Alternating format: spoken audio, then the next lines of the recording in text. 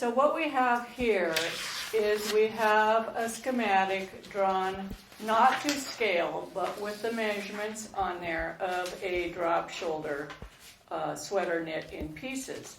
And we're going to be transferring these measurements to this gridded interfacing paper, which you can get at any fabric store. It has 1-inch grids on it. You can also use 1-inch graph paper. So we're doing this as a group, kind of a little workshop today. And what Amanda's doing now is she's working on her sweater body, the front and back, and she's just transferring her measurements from the paper schematic to the interfacing. So she's creating the front and back, and then what we're going to do once we have it on the interfacing is we'll cut it out, leaving selvages at the areas where it will be seamed, because we're going to make a sloper. That's what this video is about. So she's putting the bottom length of the front and back, or the body. And remember, this is just half the circumference. It's not the whole circumference. You're creating a pattern piece. I'm actually moving this over 1 Okay. inch. Here's one.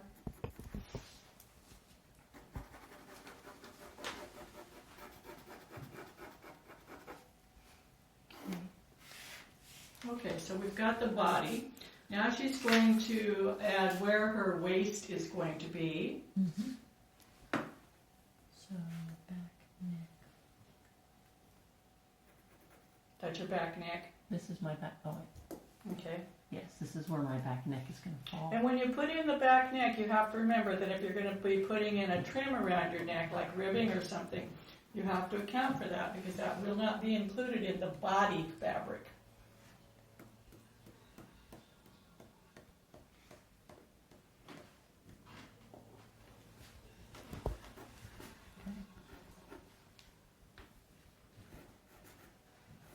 So that's her 1 inch at her waist right there. So she knows that any waist shaping should need to typically happen in the 3 inches above that or the 3 inches below that.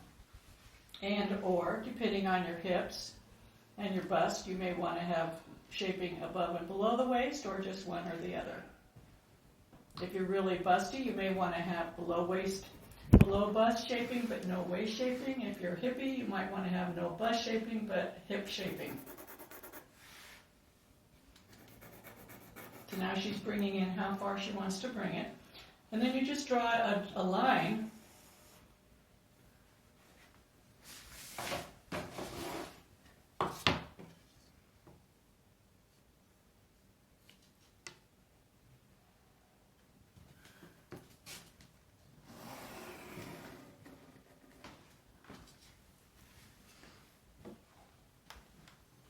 So you're having your waist shaping 3 inches above and below, right?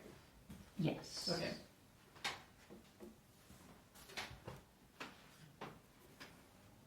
I'll need to come back out.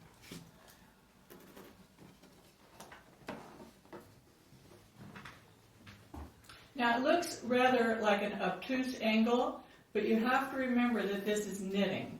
And knitted fabric gives a lot. Plus, you will not necessarily be making the shaping on the edge of your fabric. You can make it within the body, which I actually much prefer. It gives a much nicer edge at the side of your waist. But we're marking it on here because we're just going to make a little sloper. The body, it's basically a big square with the waist marked on it and the back neck. Next, we're going to move on to creating the so now we're working on the sleeve. Basically, she's just transcribing the sleeve measurements over to the 1 inch grid interfacing paper.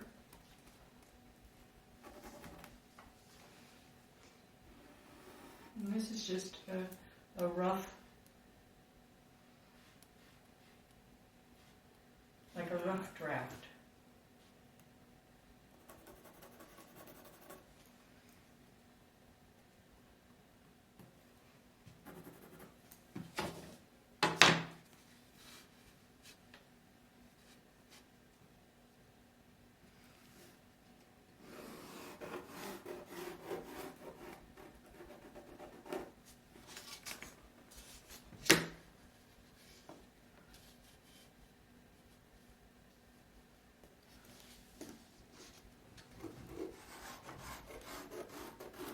Okay, now she has her sleeve. You're going to want to add selvages to the areas where you're going to sew it together. For example, that would be the under seam of the sleeve and where the sleeve is going to connect to the body. So when you're cutting this out, just be sure to cut out enough for you to be seaming it on your sewing machine. You want to leave a selvage. You don't need a selvage at the wrist. You just need it at the top. Can you point to the top? Along that edge. Okay, so Amanda is sewing the Amanda fabric together. She's working on the sleeve now, and attaching them to the body, or I'm not sure what sequence she's doing, but the sleeves and body will be attached. And we'll try it on.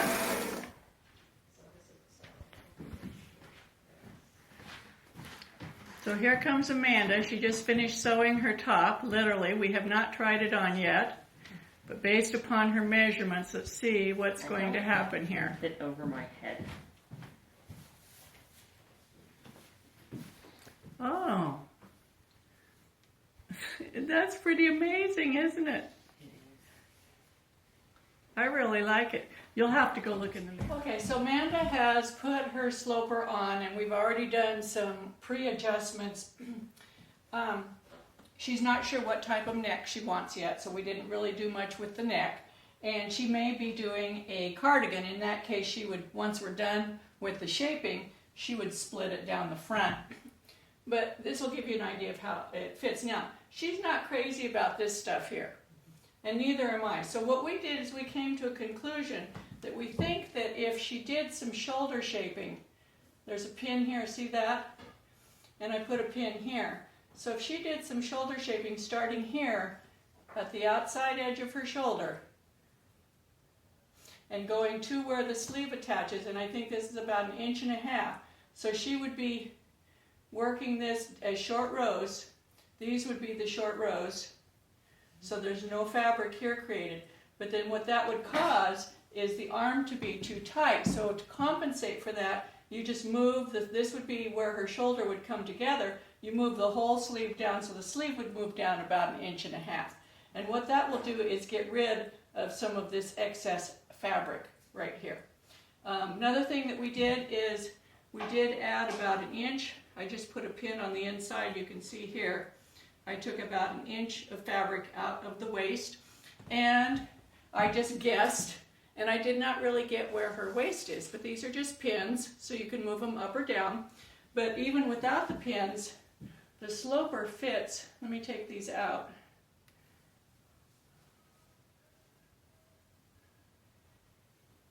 These are coilless safety pins.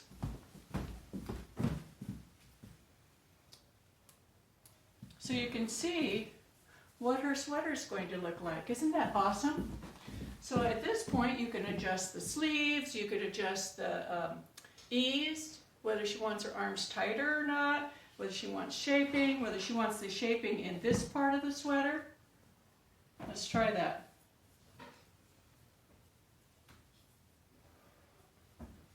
I'll just pull it up this way. So I'm taking out, that's about 1.5 inches. Now, and something I wanted to talk about also is this waist shaping business. I may have pinned it to your shirt underneath, I don't know. You'll find out when you take it off. Okay, so you can see what that's going to do. It pulls it in here a little bit. You would do that on the back too. But let's say that you have some belly out here. You don't necessarily want to do that on the front, but if you do it on the back, watch what happens. It's amazing. It can add so much shape to your sweater. Rather than accentuating your abdomen, if you just add waist shaping to the back,